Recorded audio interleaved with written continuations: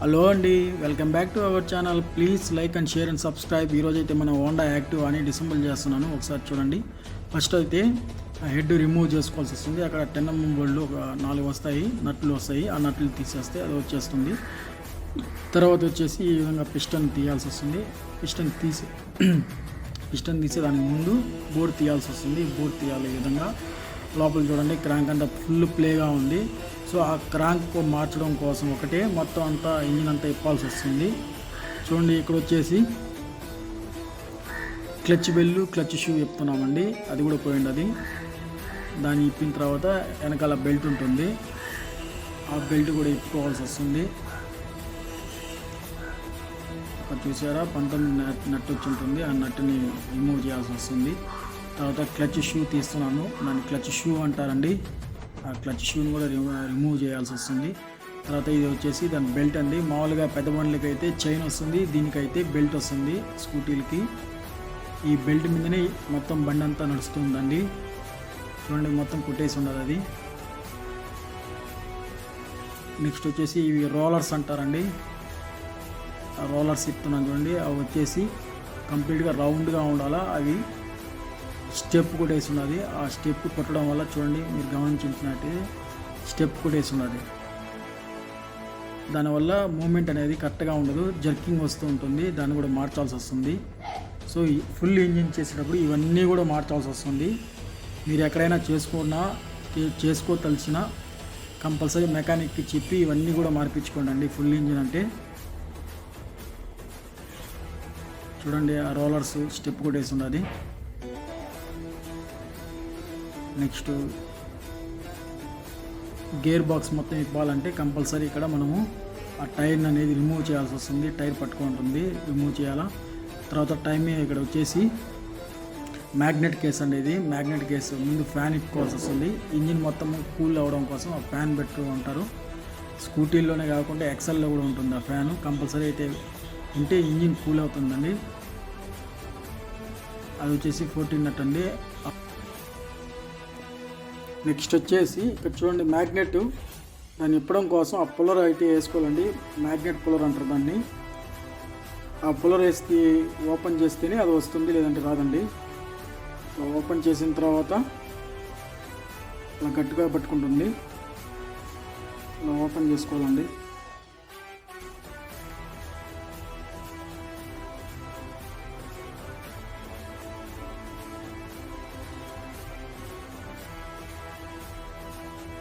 అలా పుల్లర్ని తిప్పడం వల్ల క్లాక్ వైజ్ అది అలా వెనక్కి వస్తుంది. అలా మ్యాగ్నెట్ అయితే బయటకు వచ్చేస్తుంది.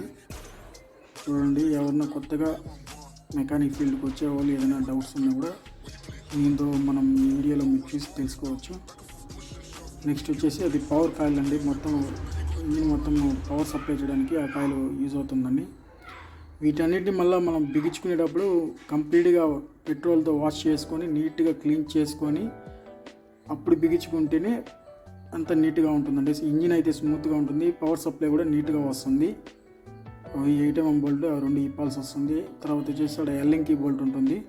ఆ ఎల్ఎంకి బోల్ట్ కూడా 5 ఎల్ఎంకి బోల్ట్ అంటే అది ఓపెన్ చేసి అది ప్లేట్ అయితే పట్టుకో ఉంటుంది. ఆ ప్లేటు రిమూవ్ అవుతుంది. తర్వాత మ్యాగ్నెట్ కేస్ అనేది మ్యాగ్నెట్ కాయిల్ అనేది బయట వస్తుంది.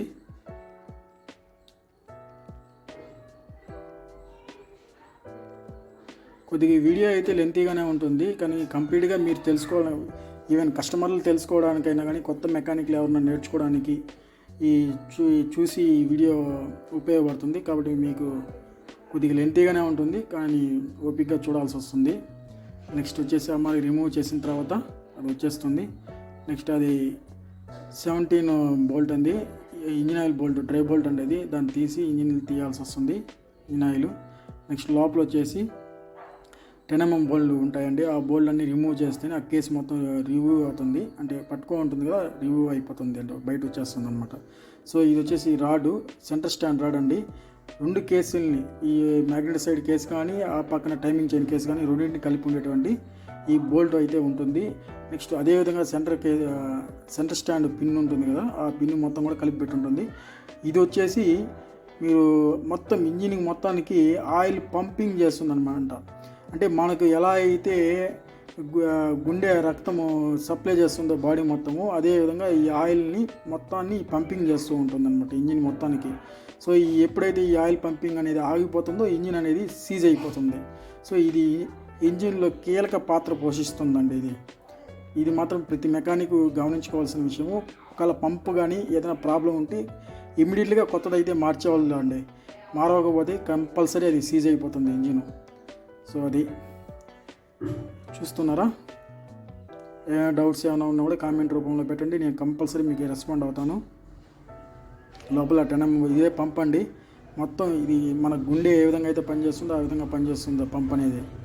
సో ఈ రాడ్ అయితే రాలేదు, ఏది సెంటర్ స్టాండ్ రాడ్ మొత్తం రెండింటిని కేసుల్ని గట్టిగా పట్టుకో ఉంటుంది సెంటర్ స్టాండ్ రాడ్. దానికోసం అనేసి రిమూవ్ చేస్తున్న తుప్పు పట్టేసి ఉన్నదండి. స్ప్రే అనేది కొట్టి ఓపెన్ చేసి తీస్తే వచ్చేస్తుందండి. చూడండి, వచ్చేసింది చూడండి. నాకైతే శిష్యులు ఎవరు లేరండి, ఏదైనా కూడా నేనే చేసుకుంటూ ఉన్నాను. ఎవరైనా శిష్యులు ఉంటే కూడా నన్ను కాంటాక్ట్ అవ్వచ్చు. నెక్స్ట్ చూడండి, కేసు అయితే వచ్చేసింది. మ్యాగ్నెట్ కేసు అయితే సింపుల్గా వచ్చేసిందండి. సో లోపల అదే అండి క్రాంక్. ఆ క్రాంక్ కోసం మొత్తం అన్ని ఇప్పాల్సి వస్తుంది. ఈ క్రాంక్ని తీసుకొని మనం ఏం చేయాలి, లేతికి పంపించాలి. ఇక్కడ వాళ్ళు ఏం చేస్తారంటే ఆ క్రాంక్ రాడ్ మారుస్తారు, బేరింగ్లు మారుస్తారు, మొత్తం ఏ బెండ్ ఏం లేకుండా నీట్గా రెడీ చేయిస్తారండి లేతులో. నేనైతే తిరుపతికి పంపిస్తూ ఉంటానండి లేత్కి. చూడండి, మొత్తం మనం ఇప్పిన ఇంజిన్ ప్రతి పార్ట్ని మనం జాగ్రత్తగా పెట్టుకోవాలండి. మళ్ళీ బిగించేటప్పుడు మనకు ఇబ్బంది రాకుండా ఉండాలి. Thanks for watching. Please like and share and subscribe అవ్వండి. మొత్తం మన ఇంజిన్ సామాన్లు. ఇప్పుడు ఆ ఇంజిన్ని మనం పంపించేటప్పుడు లేత్కి ఏం చేయాలంటే పైన ర్యాకర్స్ మొత్తం మనమే తీసేయాలండి. తీసేసి మనం జాగ్రత్తగా పెట్టుకోవాలి. మళ్ళీ బిగించేటప్పుడు మళ్ళీ సెట్ చేసుకోవాలి. అదేవిధంగా దానికి క్యామ్ షాఫ్ట్ అంటారండి, ఇంజిన్ లోపల టైమింగ్ చైన్ పట్టుకోవడానికి. ఆ క్యామ్ షాఫ్ట్ని కూడా మనం తీసి జాగ్రత్తగా పెట్టుకోవాలండి. ఒకవేళ ఇవి ఏమైనా పోయి ఉంటే మళ్ళీ మార్చుకోవాలండి.